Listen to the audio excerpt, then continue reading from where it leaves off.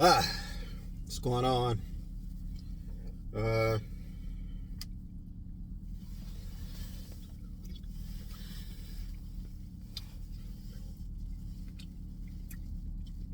it's cold today. It is 30 degrees.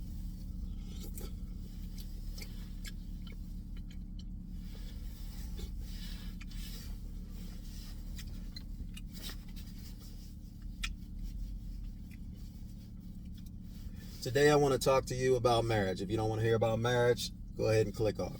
I'm not doing this for likes, subscribes, or anything like that, but I'm going to give you some cold hard realities. Or rather, should I say, I'm going to give you the cold hard reality, because there's only one reality. No, I don't agree with this notion that my truth is nothing more than an alternative reality. Because think about it.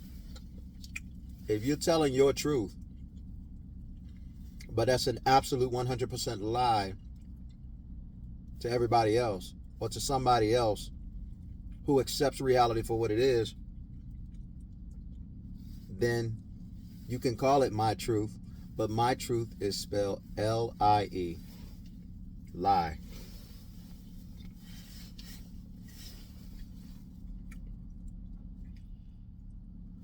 Of course, everybody's got an excuse when things don't work out.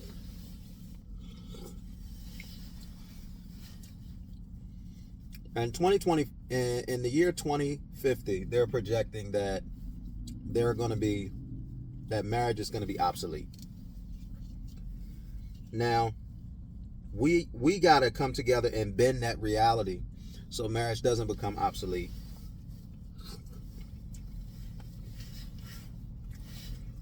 All right, excuse me. But the nuclear family is what makes everything go. And a nuclear family is when a man and a woman has children and they are both there and available for their children, then that is the nuclear family. The nuclear family isn't the woman with just the children. The nuclear family isn't just men with just the children. Even though the reason that men raising children by themselves statistically perform at a level of a two-parent household is because it is a man's job to raise his children. It's a woman's job to nurture her children.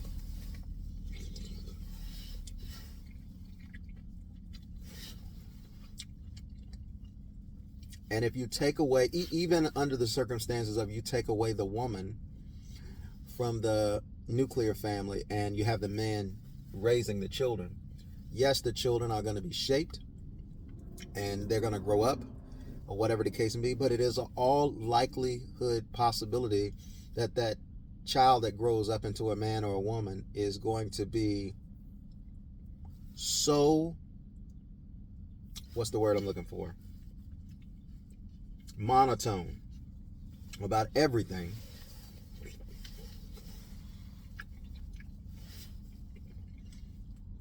they might ignore or lack the exercised ability to feel what others feel.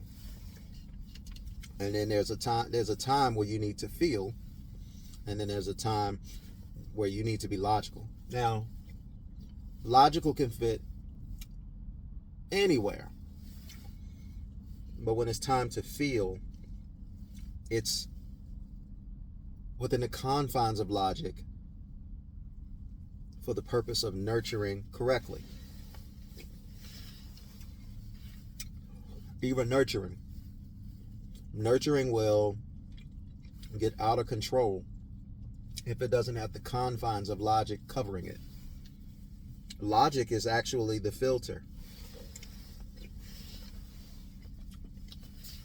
So realistically, each and every feeling that you feel needs to go through the filter of logic so that you make sure that the correct decision is made so you can get the correct outcomes.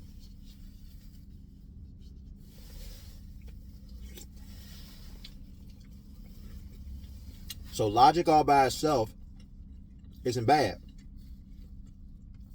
but it is best served if it has the appropriate amount of feeling to it, nurturing. Because feelings is a measuring stick of where you are with reality. Logic puts you in alignment with reality. Logically speaking, for an example, because you want to make sure that you are in alignment with reality.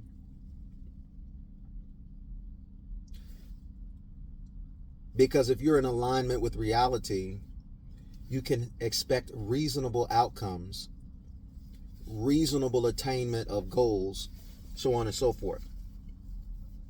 Yes, your feelings can have you in the stratosphere. It can have you out of space thinking and dreaming. And I'm not telling you to not think and dream. What I'm saying is, think those thoughts, dream those thoughts, but don't make that the final product of what you're going to do without putting it through the filter of logic.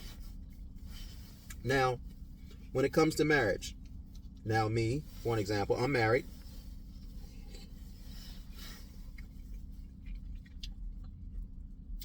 My wife and I have been together over a decade. 2 decades. I'm 43 years old.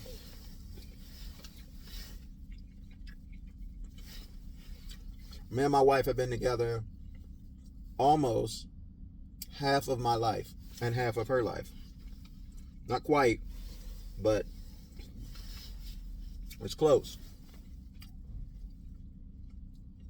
We're in 2024, and it is going on 20 years. We're closer to 20 years than 19. And I'm saying that to say that I'm qualified in marriage to speak on it because I've been through the ups, I've been through the downs, I've been through the circumstances that makes you want to stay together, and I've been through the circumstances that make you want to call it quits. Especially in modern day, where modern day is microwave, ready-made, and modern day doesn't want to go through any changes. But I want to challenge you something. Most of you took vows when you got married. Because what is marriage without vows? You don't just come together with no plan, no covenant, no meaning. At least you're not supposed to. So many people out here today got married because they wanted to have a wedding and didn't get married to become a wife. You said, well, why are you talking about the women? Because men, like logic, don't need a marriage. They can survive without a marriage. They can make children without a marriage and still be able to do the things that they are needing to do, because there is an allotment of time that men need to dedicate and focus towards their purpose and their vision. So even in a marriage where he has his wife and his children, he's still going to spend some type of time away from the wife and the children to focus on the vision for his life, the purpose for his life, to earn income, things of that nature. When a man marries a woman, it only makes sense for him to marry a woman who's going to align with his purpose. He doesn't need to marry a woman that's not going to be in alignment with his purpose, and he doesn't need to marry a woman that's going to be, that he's trying to align with her purpose. Yes, women are supposed to have a purpose, but their purpose is best served under the submission of her husband. That's the best way she's going to get what she needs and wants. And I want you to start thinking about today, modern age, where women can do anything that men can do. Women have just as much, if not more, rights than men do, especially with the court system. I want you to think about something. A lot of women don't want to get married, and that's fine. But the need of marriage is more prevalent when you get older. And what women fail to understand is the best options for you to get the best partner you can get is in your peak seasons. And what are those peak seasons? I'm not going to say 18 because there still needs to be time, development, and a resume of your decisions, whether small, medium, or critical. A man needs to be able to see you can make good decisions on your own, because a man doesn't know how long he's going to be here. And if he's going to build something with you and leave it to you, even though he doesn't care once he passes away, he at least wants to know that his legacy, his offspring, are going to be in good hands, and good decisions and sound decisions are going to be made. Dr. Shahrazad Ali said that women are like 15 years old. Why would she say that? It's because of a maturity level. Because children, when things aren't going well, they want to get out. But when you're an adult, you're looking to try to work things out.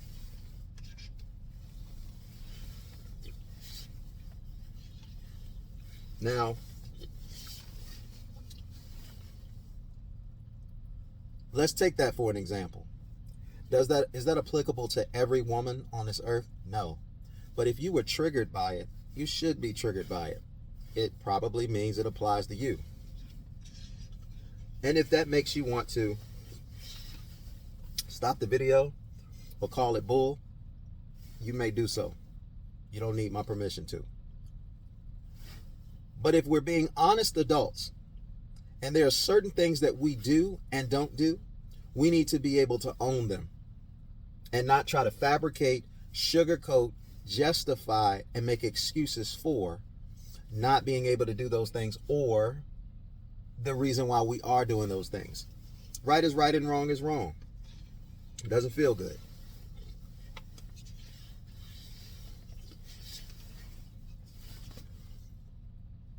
So now listen. If a woman decides that she wants a wedding, that woman and her folks are responsible for the wedding. It's easy when a man pays for the wedding, or a man and his people pay for the wedding. That's easy. I knew a guy, $65,000 he paid for a wedding that lasted 20 seconds.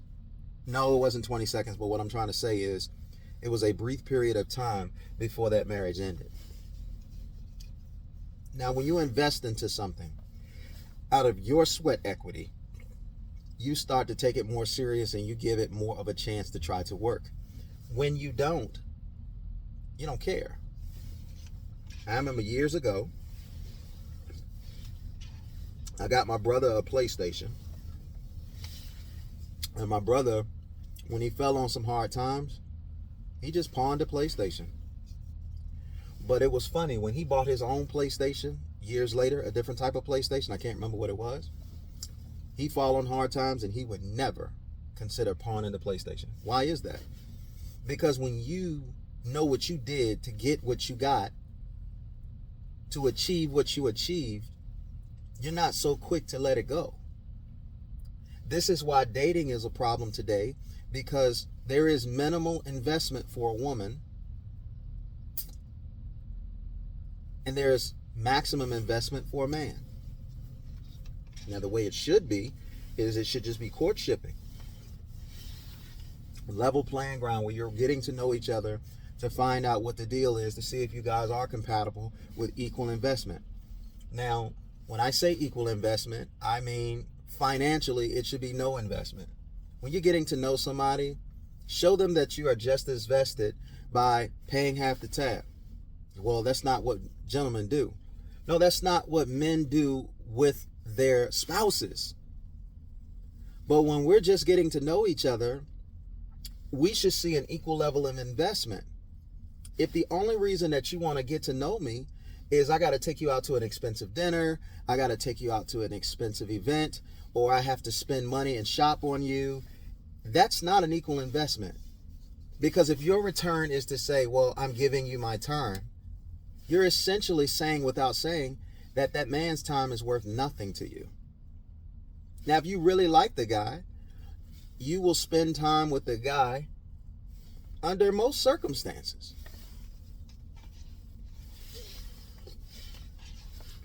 It's funny, but if you're by yourself and you go to Chipotle, sorry about that. If you're by yourself and you go to Chipotle to spend $10 or $15 to get yourself something to eat, but now he comes along and now that Chipotle is beneath you, that's a problem. You should be going on dates where you can afford it. Because when you get there, you never know what can happen. What if you go out to a dinner and something happens with his credit card? Let's just say it's something legitimately happened with his credit card. Like he didn't look down at his credit card and see that it expired this month. And let's just say that's his only form of payment. You can call them all kinds of names or whatever the case may be, but that can legitimately happen. Do you have enough for the meal that you're going out to eat? Or let me pay the first time and then you pay the next time. But assure me there's going to be a next time. Don't play me. If you know there's not going to be a next time, don't waste my time this time.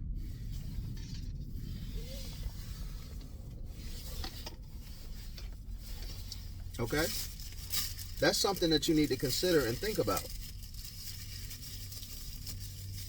And a real man, if he got it, he ain't gonna make you do it. But I hear these pandering men who have platforms that's trying to sell something or trying to gain an audience or whatever the case may be, pander his words towards women, saying things like, he should pay you to go out with you.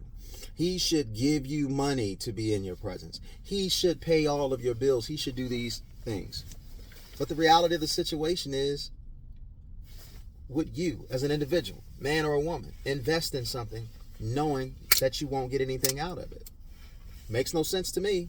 So if a man's going to invest his time, it shouldn't be a penalty for a man to introduce himself to you, to get to know you, when you don't really want to get to know him, but you want something to eat.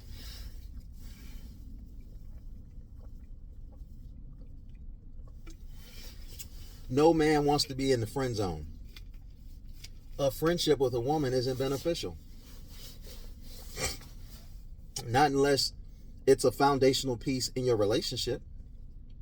You develop a friendship. But it's not a man's aim to be friends with a woman. It's a man's aim to have intercourse with a woman. And as shallow as you think that is, we could think it's shallow that you only want access to relationship benefits. I'm not going to even say relationships for a lot of modern women, because it's not. You want relationship benefits without relationship work.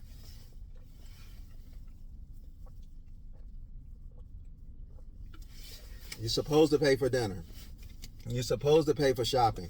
You're supposed to spoil me. You're supposed to get my nails done. You're supposed to get my hair done. Well, what does he get out of the deal? He's not getting anything out of the deal. So he takes you shopping. He takes you to get your nails and your hair done. He takes you and he pays your bills and this, that, and the other. And you meet somebody else and you're on to something else. What did he gain from that? And would you, if the shoe was on the other foot, would you do that? And don't give me, oh, well, if I'm not a man. No, but do unto others as you would have them do unto you.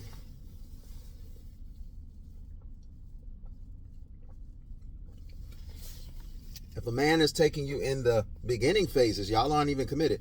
If the man is taking you to an expensive restaurant, and you know you wouldn't even do that for him on his birthday, what is that? You never eat at restaurants of this caliber. You always eat in restaurants of that caliber. But you're going to allow somebody to take their hard-earned money just because they look like they got money. They may even have money.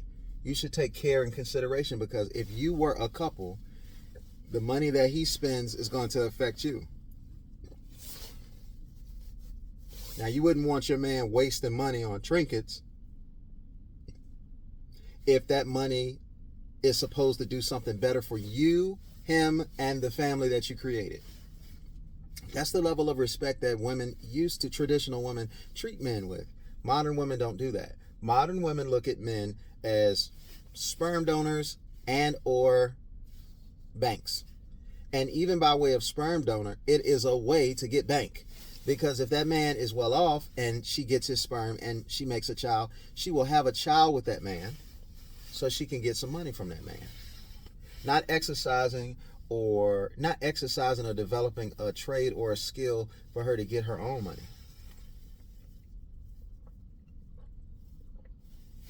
And in a lot of cases,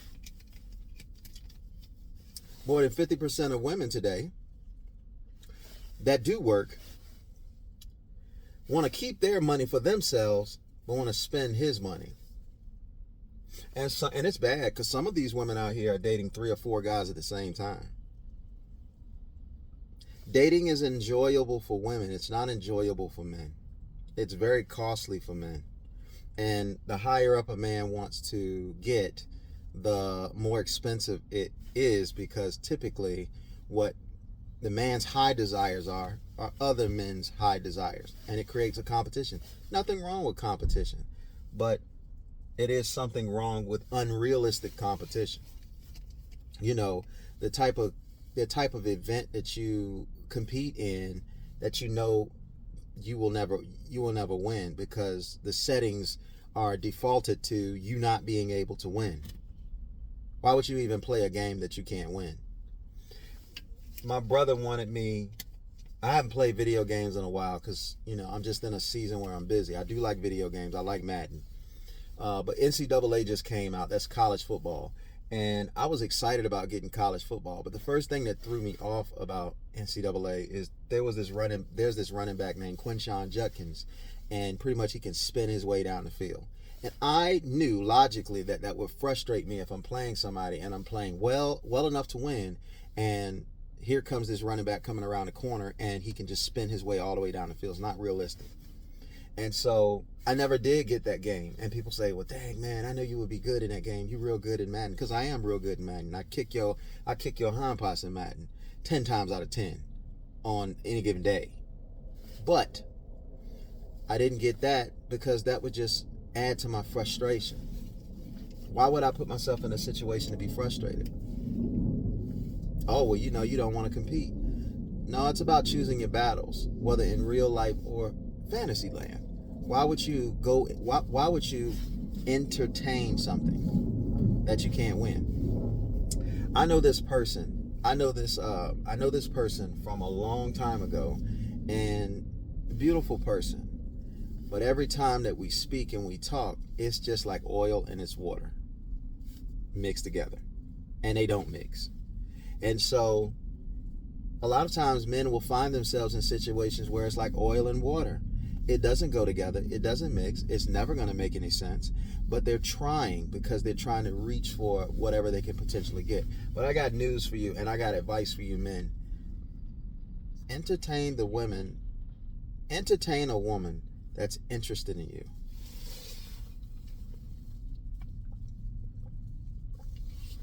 If you are doing things to try to gain her interest, you're already in foul territory.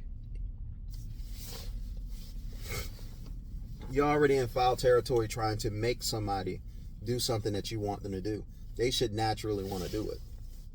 Because if you are able to win that person over, it's only a matter of time before trial and tribulation comes, and everything that you work so hard and to have so perfect to win this person over, now they're over it and they don't want to be with you.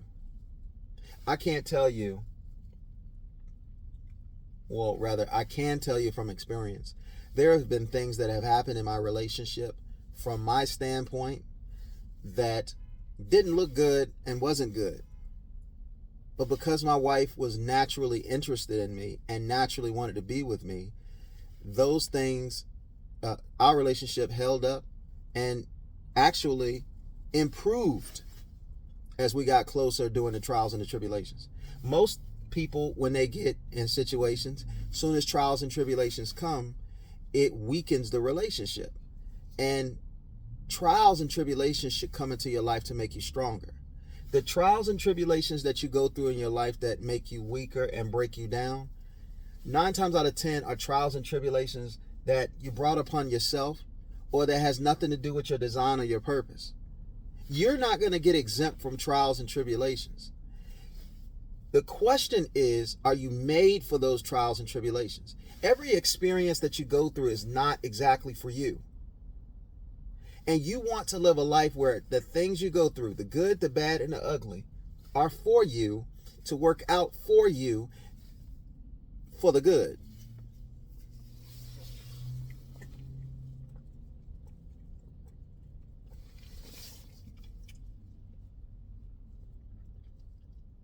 When you get married,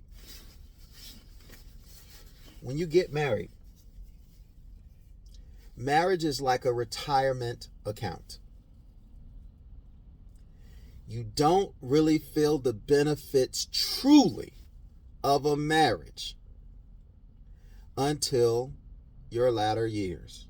Let me explain. I'm not saying that you can't enjoy your marriage in your younger years. I'm not saying that your marriage can't be wonderful in your younger years. But let's take companionship for an example. When you're 25 years old, 30 years old, do you have to be married to have companionship? Nope, you don't. You can have a dog, you can have a cat. You can have friends, and those things are fine. But when you're 40, 50, 60 years old, okay, you start going through life, and its challenges are starting to have a toll on you. Your body doesn't feel as good. Your feet, your knees, your hips, your back, your head, your neck, okay? You're not able to go out there and physically do the things that you used to be able to physically do.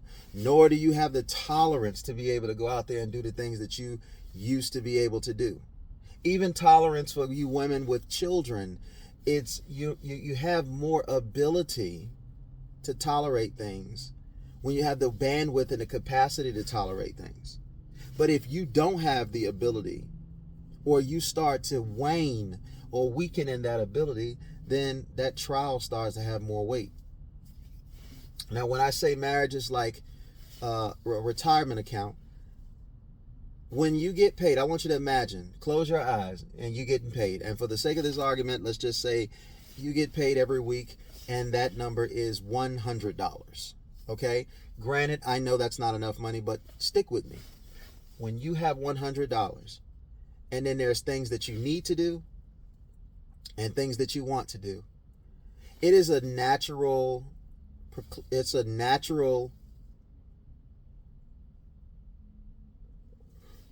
excuse me, you have a natural proclivity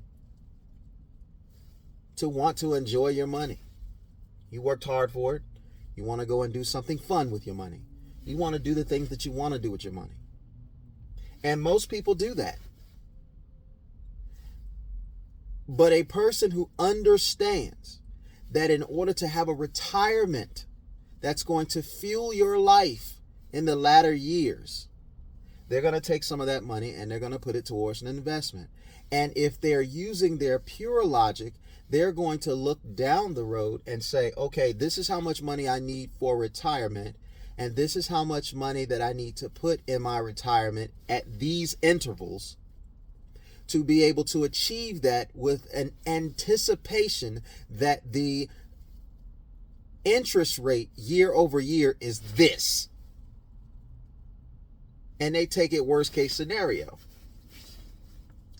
So that in the outcome, if they overperform, great. But they don't want to have a prognostication of an outcome that is higher and less likely than the probability. Feelings have you deal with possibilities. Logic has you deal with probabilities. Probabilities is very simple. It's basically, this is likely to happen more often than not. And possibility is, this is likely to not happen more than not. When you are in your feelings, you are dealing with possibilities. And possibilities has its place, but it should be filtered through probabilities. It's okay to aim for the possibilities, but not at the sacrifice of the probability.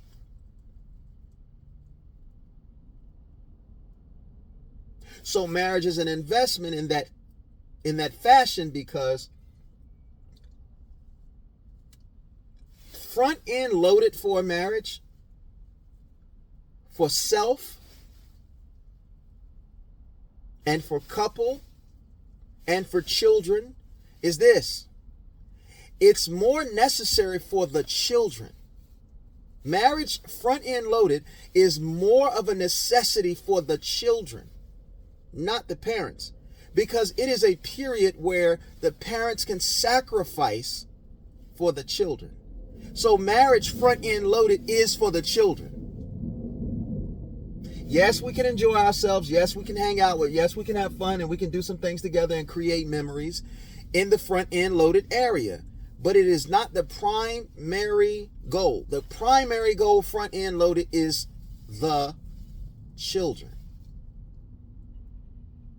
And if you're in a marriage and you don't have children, well, the primary goal is the retirement, the latter years.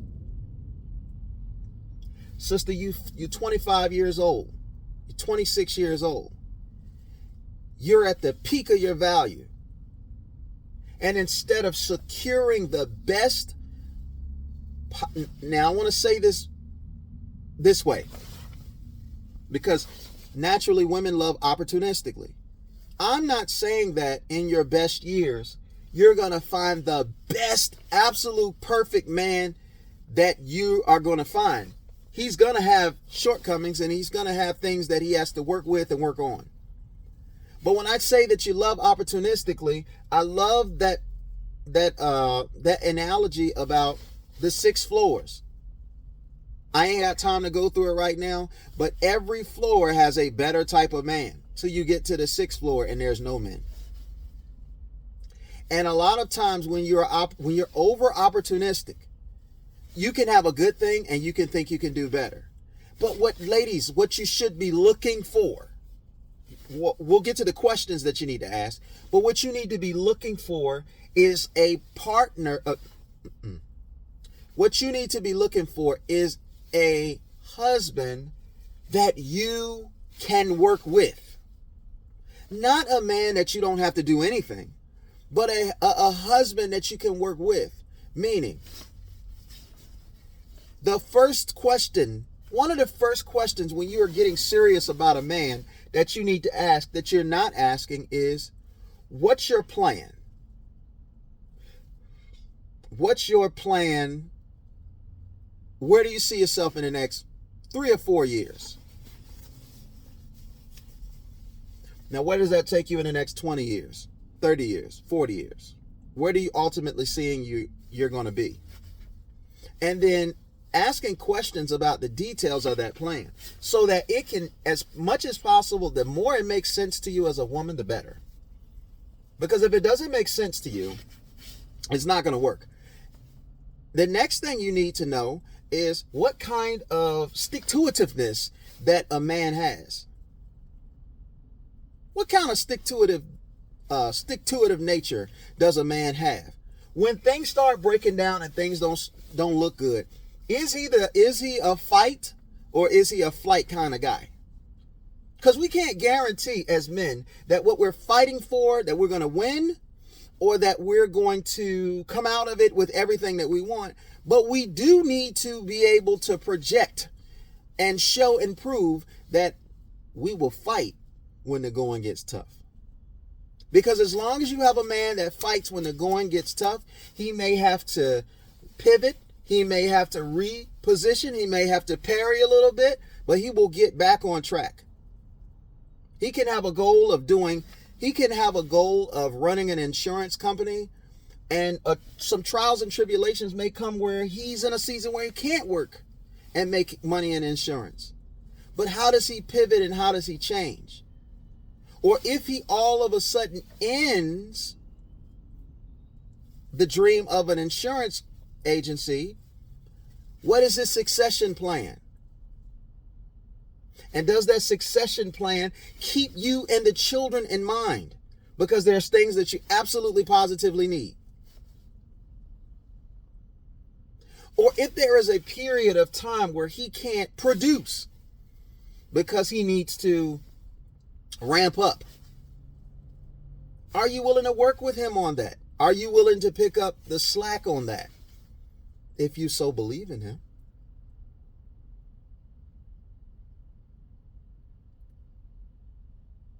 So what are you going to do? The going gets tough? I ain't going to do nothing. Because let me tell you something about roles. A man can have his roles, and certainly I believe in roles. A man's got a role to provide and to protect. A woman's got a role to be nurturing. But that never means that he will never have to be nurturing, and that never means that she doesn't have to be provisional and protective. Case in point. If you're there in the house by yourself with the children and somebody breaks in the house and it's just you as the woman in there, are you not going to jump into protection mode? Are you not going to protect those children? Of course you are. If your husband is sick and somebody breaks into the house, are you not going to jump into protection mode because he can't get up and go to the door like he should as a man? Or are you just going to throw the whole man away because he can't do that anymore?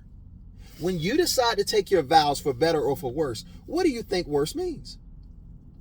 See, some of you take these vows, today's modern woman, take the vows of for better, for richer, and in health. Y'all don't care for worse.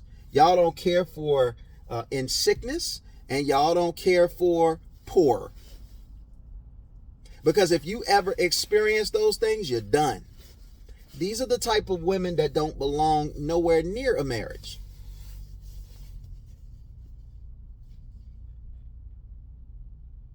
These types of women, they wanted a husband, but they didn't want to be a wife. You'll hear some of them. I can't wait to the day where I can say, my husband.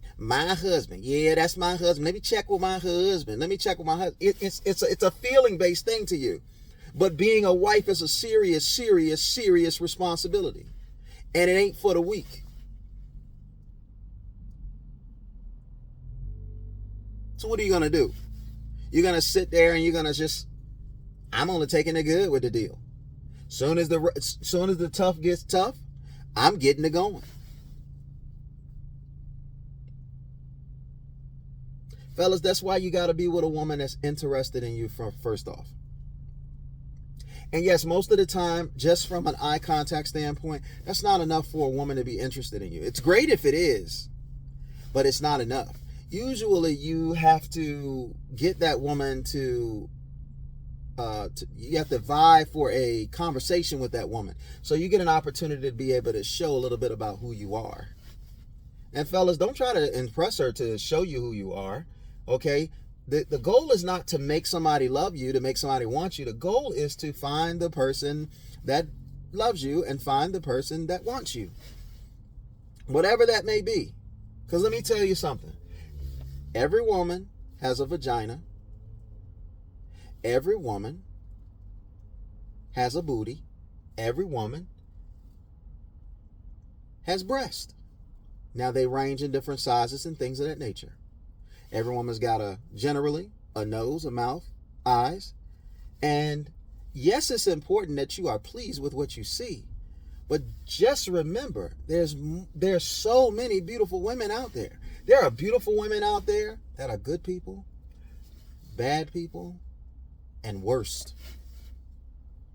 And why would you want to be with a woman who's beautiful, who's not a good person? Why would you want to do that? That woman, you want her to be at her best when things are at their worst. You want a woman that is confident in herself without any additives. You're not looking for the best looking woman in the world. You're looking for a woman that you find attractive, but most importantly, that's into you and want to help you with your vision by any means. Because things are going to change. You might be a man well off, making millions and millions of dollars, and you make a couple of bad investments and a couple of bad decisions, and now you're back down to a middle class person.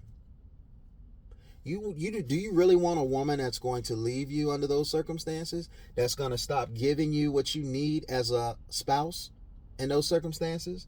A woman that's going to be looking to be a woman that's flighty in those circumstances? You absolutely certainly don't. So granted, this woman over here looks way better than this woman over here. But this woman over here has shown and proven she's interested in you. She believes in you. She believes you're going places, and she believes that she can help you get there. This woman over here, she's only showing interest in you because you have been ruling with the checkbook. I mean, I know checkbooks aren't really a thing like that, like it used to be, but you get what I'm saying.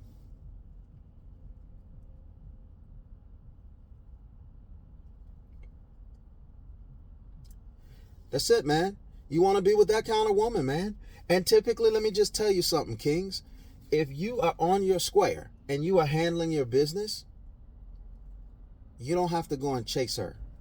I know some of you are going to say, it's a man's job to find a wife. And let me explain what that truly, truly means. That means when she's presented to you, you can see the wife in her. See, a wife isn't a wife when she gets married. A wife is a wife before she gets married. She's already doing things like a wife. So her transition into being an actual involved, in the thick of it wife, spouse, she's already going to have those characteristics. That real pretty girl who everybody panders to her and everybody takes her out and gets her shopping and food and this, that, and the other, and anything she wants or whatever the case may be, she has no class because she doesn't have to go to class. You can't expect a woman to have class if she never has to go. And being a spoiled woman, what is the incentive for her to go to class if she's going to get an honorary degree? There's no reason for her to go to class. And that's not the type of woman that you want to marry. I would say, especially if you don't have any experience, it ain't even the type of woman that you want to mess around with. Because if she ever gets you sprung, she's going to have you in an emotional state where you're doing things that you know you ain't got no business doing. It's happened to me. It's happened to me. You springing for stuff that you know you can't spring for to impress this woman. And she makes you feel a little tickle to encourage you to keep doing it. She don't really appreciate how hard it took, how much it took for you to get what you had to get. She just tickled that you got it for her. You went out there and you bought her a $1,500 bag. You went out there and bought her a $10,000 bag, whatever it is that you sprung for, whatever the case may be. It took so much from you to be able to do that. And the only thing that she gave you back was, "Aw, that's so sweet. Thank you, I love my bag. That's not enough, fellas.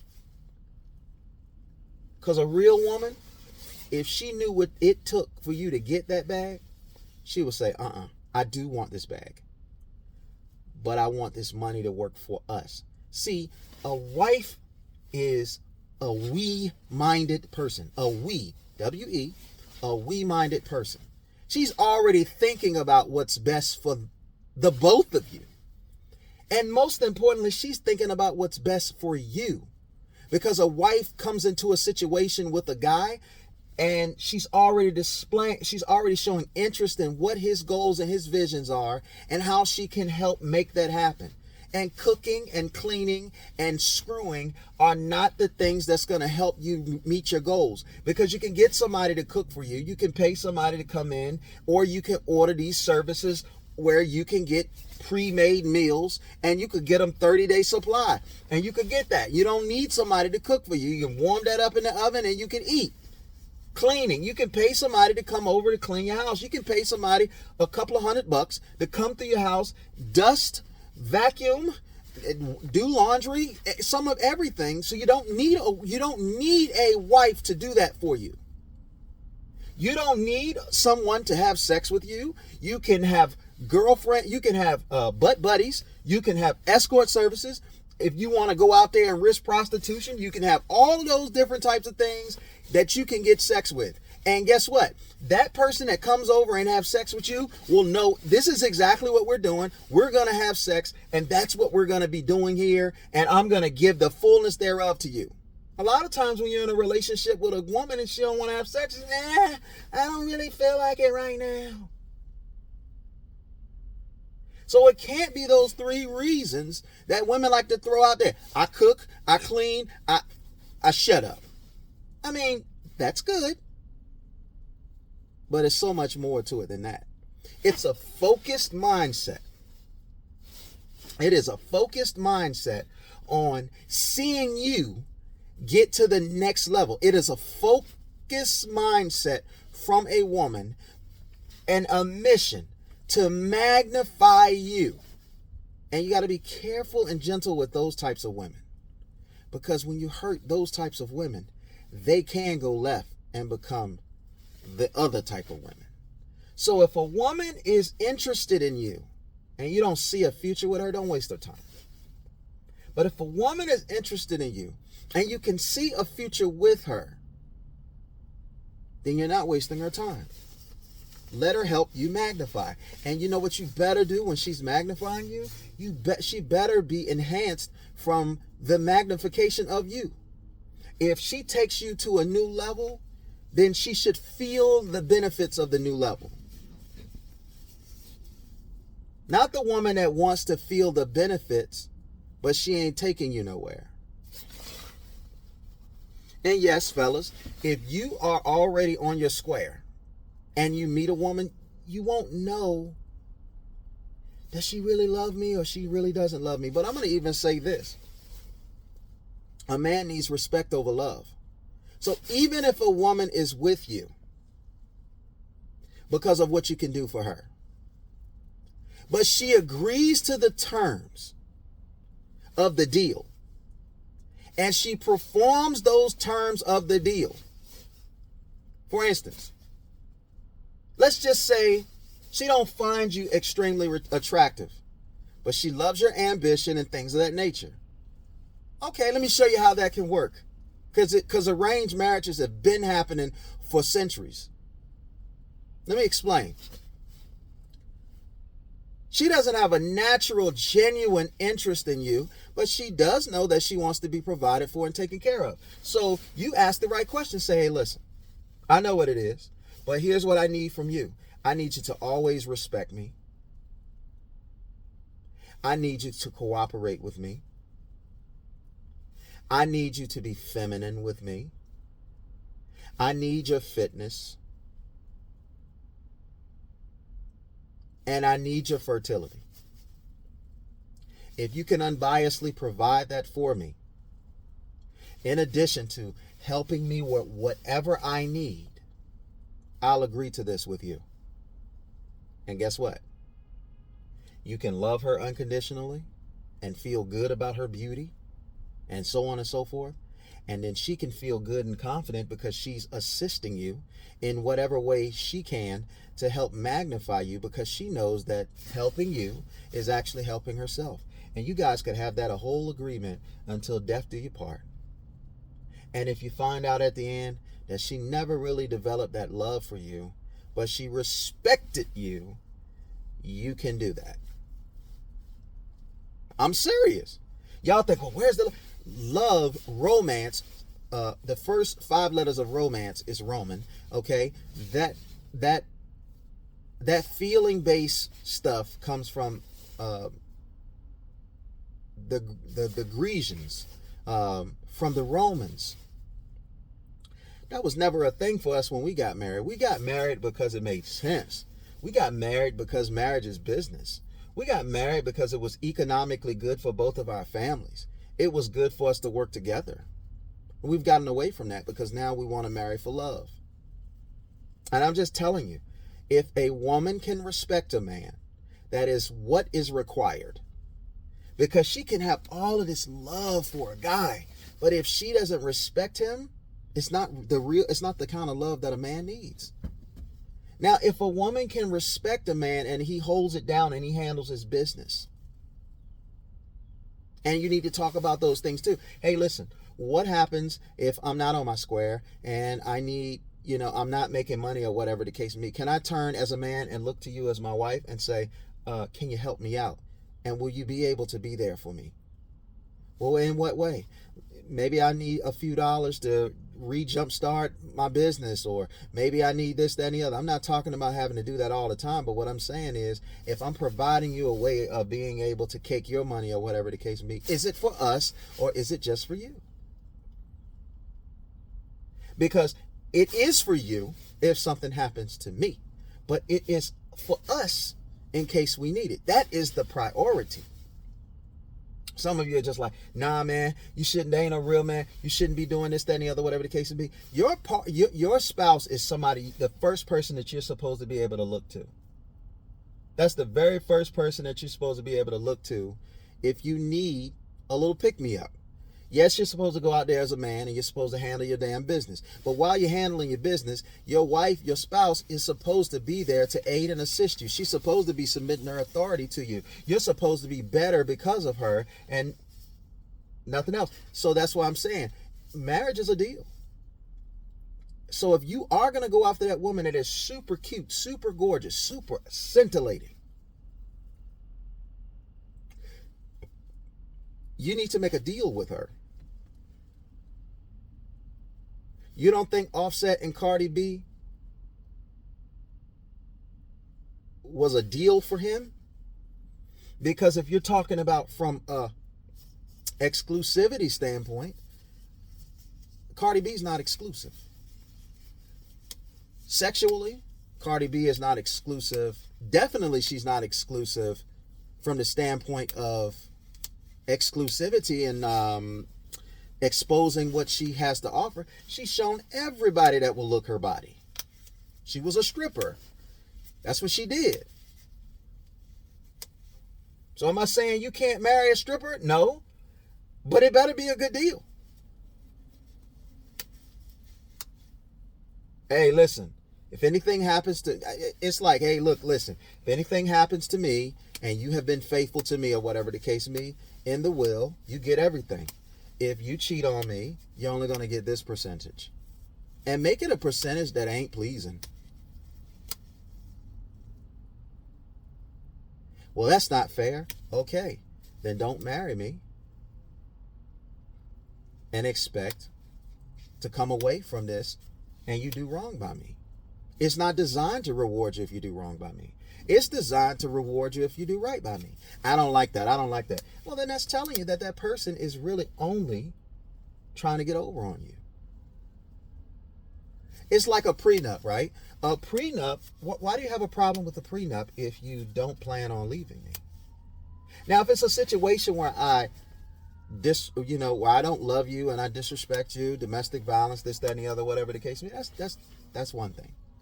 But if it's one of those types of situations where I stay out of trouble or whatever the case may be, and then you all of a sudden don't want to be with me or whatever the case may be. No, you haven't earned. You have to earn. Create an environment for me to want to do things for you. Don't expect, because I'm messing with you, that I'm supposed to do everything that I would do for my wife. It's got to be a little different looking from us getting to know each other versus us being together and calling ourselves a couple.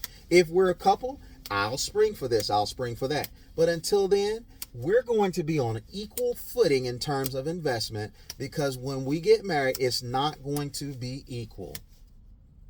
I'm going to have to go out into this world and I'm going to have to do all of this. Yeah, but I'll be home cooking, I'll be at home cleaning. I understand that. But I can pay somebody to do those things. See, the things that a woman can bring to a man, he can pay for. He can pay somebody to do it. He can pay a woman, he can pay an escort to come over and give him the girlfriend experience. He can pay an escort to take him out to a business dinner or this, that, and the other, whatever the case may be. It happens all the time. You can't pay a man to risk his life for you. You can't pay a man to buy a house for you, buy a car for you. If you can pay a man to do that, well, what's the point in a man? You can just go and take that money and buy the car yourself, buy the house yourself.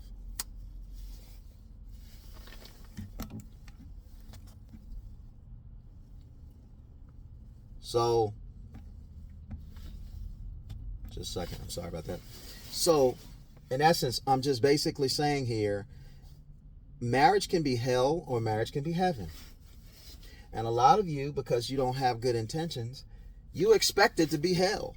That's why marriage is, we created an environment, a society, a judicial system is in play to make marriage hell for a woman that wants to leverage it.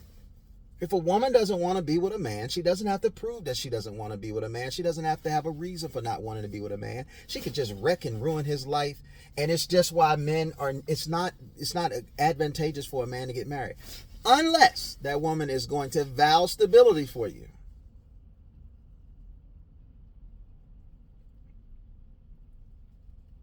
So what are some of the, so some of you ladies out here, you know, you got children by a man and now you don't want to be with a man or whatever the case may be. And it's because you didn't ask the right questions. You didn't ask him about his goals. You didn't ask him about where do you see yourself in the next 5 years? Where do you see yourself ultimately getting to? What is your goals? What is your ambitions? You know, how do you plan on going about this? Because the business plan has to make sense to get the loan. So everything that's important to you, you need to be asking about and the play out of it and the plan for it.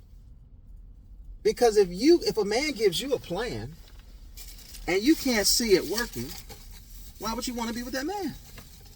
And if you can't see it working, if you can't see that plan working or that plan not being feasible for you or whatever the case may be, then there's no hard feelings if you want to bow out.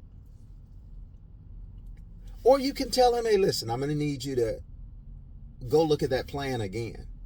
I like where you're trying to get to, but I don't think you can get there that way. And he has a right to say, who you think you're talking to telling me about my plan? Man, get on out of here. But this stuff needs to happen before. Because what happens is when you start having children, I don't care what you say. I don't understand how people dislike being with the person that they had children. Oh, no, they changed. No. Zebras don't change their stripes. Leopards don't, biblically, leopards don't change their spots. It was always there. You guys just didn't talk about it. That even from a standpoint, hey, listen, forever is a long time. I would love to be in a monogamous relationship with you. But I know as a man that men like variety. Are there going to be times where you're going to want to step out or whatever the case may be? I don't want you to step out. But here is the thing. If you do step out or whatever the case may be, don't embarrass me. Don't do it in town. Now, I'm stressing again. I'm speaking as a woman. I'm stressing again. I don't want you to ever not be monogamous to me. And he may say, well, you know what? I don't have a problem being monogamous if your body's my body. But if we're only having sex because you feel like it, you may be in your feelings now and want to have sex with me all the time, but I can assure you it may come a time where you won't want to have sex with me all the time, but I may still want to have sex at a certain level of frequency. Are you going to give it to me? Because if you don't want to give it to me and you're asking me to be monogamous, then you're asking me to suffer, and I don't want to suffer. She may say, no, I'm not going to give it to you whenever you want it to. But if I get to the point where I don't want to give it to you when you want it, then you have permission to go out there and get it from somebody else. But here's how you go out there and get it from somebody else. Listen, make sure that person is vested. Make sure that person is vested in you. Make sure that person cares about you. Make sure that person gives some sort of commitment to you, because I don't want you to catch any diseases, and certainly I don't want to catch any diseases.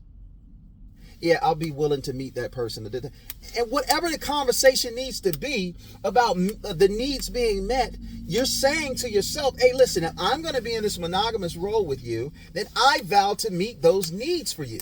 If I decide that I don't want to meet those needs, I know that I open the doors to you getting somebody else to meet those needs. But I want you to be careful about meeting those needs. Now, I'm not a woman. I can't understand this. But I don't know, unless it's a medical condition or whatever the case may be, I don't know why you can't at least open your legs for your husband when he needs it. This is just what he needs. But you trying to tell him he's got a problem, you trying to tell him he's a sex addict or whatever the case may be, you trying to belittle what he needs. You would never want a man to belittle what you need. If you need understanding, if you need care and consideration, and he's not giving you that, and then he complains to you, well, are you so tripping about this understanding and this, that, and the other, whatever the case may be, you would never want anyone to do that to you. So do unto others as you would have them do unto you. Your man wants to have sex or whatever the case may be. Maybe he can't have a whole romance. When you and him want to have sex, you guys get into the mood, romance, rose petals, this, that, and the other. And you do screw each other for as long as you both like. There's going to be times like that. But if that's the only time that a man can have sex with his wife, that's bad. It's not going to be like that. Sometimes he just might need 15 minutes. Sometimes he might just need 5. Sometimes he might need a little topping off. Sometimes he just might need a little quickie. Throw your little leg up or whatever the case may be and give it to him. It's your husband. You making sure that he has what he needs minimizes him going out there and getting it from somebody else. But if you're sitting there complaining about him going out there and getting it from somewhere else, and you know darn well that you're a no, not now, I don't feel like it, I'm tired, my head hurts, this, that, and the other. Okay, you might be too tired to throw it back. You might be too tired to get on top. You might be too tired to exert a lot of energy. But babe, I don't mean to sound so cold, but lay on your back. Lay on your back, baby, and let me do what I need to do. I mean, is it hurting you? Is it because you have a medical condition? I can understand that. And let's talk about, if that time comes, what alternatives can be done. And we both got to have an agreement about it. But you can't expect a man to be Superman and you want to act like some kryptonite whenever you feel like it. Because Superman is all world, but he can't deal with no kryptonite.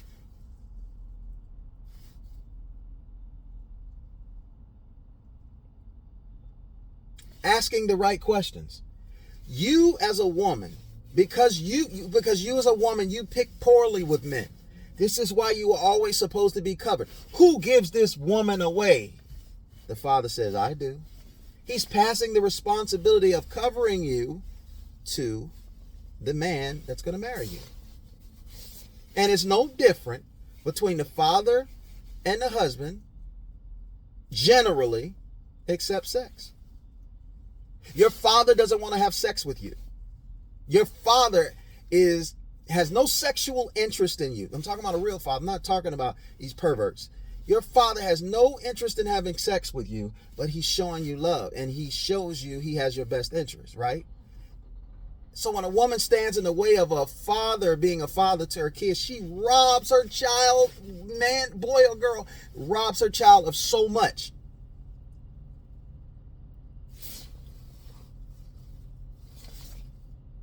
Don't rob your children of anything. Marriage is for children front loaded. It's for you back end. Now, you decide that you're 30 years old and you don't want to get married. You want to live out the rest of your life on your terms, the way you want to. Okay, watch this. Here's what you got to do. You got to have the money to be able to live out your retirement years without eating the cat food because you're poor. When you're not working, where's the money coming from? So if you want to be 30 years old and decide, I don't need a man, I want my career and I want my choices. Okay, I'm not saying you have to, because marriage ain't for everybody, but you got to be prepared for the path that you're going down. So do you have, what is it, $2 million, $3 million, $4 million that's going to be available for you when you are 65 years old, so that you can partake from it until your years? See, listen, most of the time, and I know this is the number the industry use, but I'm going to use it just to illustrate. If you need 4% of your money each year without ever bankrupting yourself, how much money is that? You living off of $40,000? You're 30 now. You're living off of $40,000 35 years from now? No. The cost of living doubles every 20 years. And it's even worse now. $4 or $5 million. Okay, 4% of $1 million is $40,000. So if you want a lifestyle where you got $160,000 coming in a year, you're going to need $4 million if you're following that 4% mantra. Otherwise, you're at risk of running out of money. Not only that, you're going to need to move money at a certain time to a safe haven. See, there's safe money and then there's accumulation money. During your accumulation years, you take on more risk. But during those latter years, you don't want to take on as much risk. Are you putting X amount of dollars away into an account that you have a floor of 0 but doesn't have but has a ceiling of maybe like 6 or 8%? You say 6 or 8% isn't good. Yeah, but that's a safe bucket. We have an event like 2008 housing crisis. People were losing like 40% of their money or more. Can you afford to lose 40% of $4 million? Are you putting away money? How much does it take for you at the age you are to get to the number that you need for the lifestyle that you need? You're not thinking about that. If it's $2,000 for rent today, 20 years from now it's going to be $4,000 or worse. Are you prepared for that? Are you taking inflation into consideration? See, because when you don't have a covering, ladies, you got to be the one to have the logic. You can ill afford to be a woman on your own and be so feeling based. You have to be logical like a mug. And it's better that you run logic through a detached system. Yes, women can have logic, but you're also running it under the same system of you. So it's harder. It's better to run your logic from an outside source that has your best interest, your father, your husband. So you get to be in your true feelings, but you can get the best outcomes. So that man, if he's going to be with you, he's got to have a plan for you guys.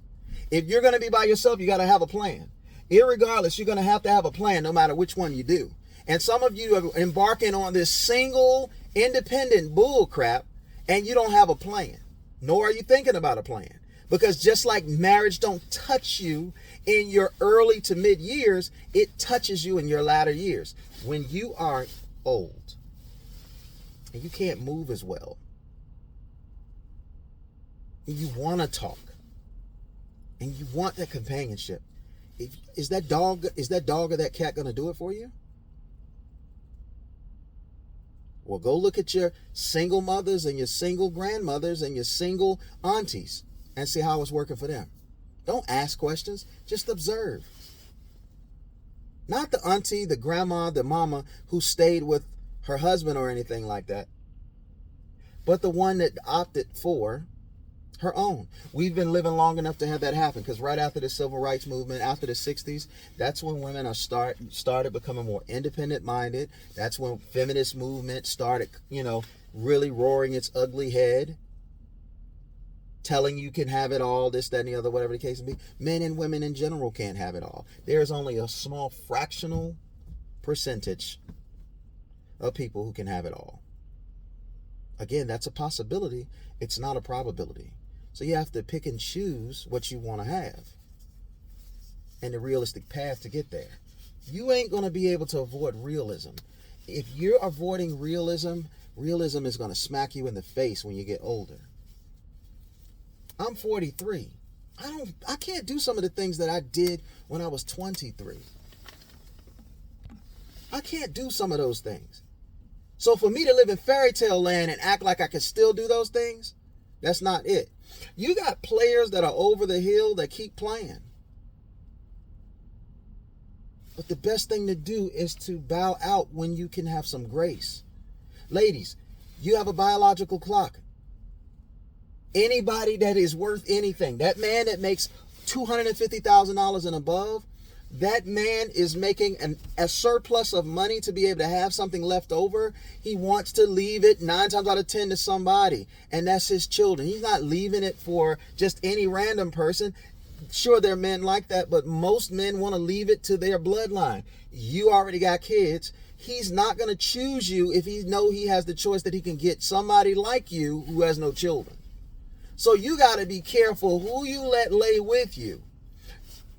Listen, when a man inseminates a woman and she gets pregnant, that child leaves the DNA of that woman and man. Well, not the woman, because she's already a woman. Leaves that DNA behind in her head.